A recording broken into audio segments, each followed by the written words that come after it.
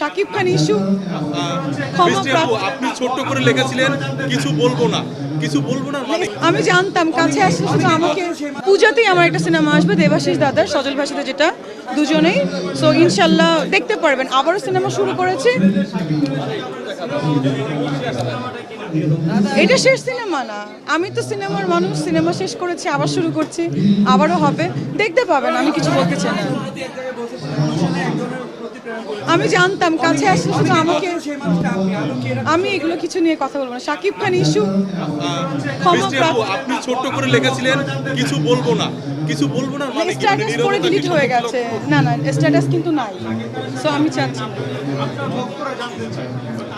ও শাকিব খানকে আমি অনেক ভালোবাসি, অনেক পছন্দ করি।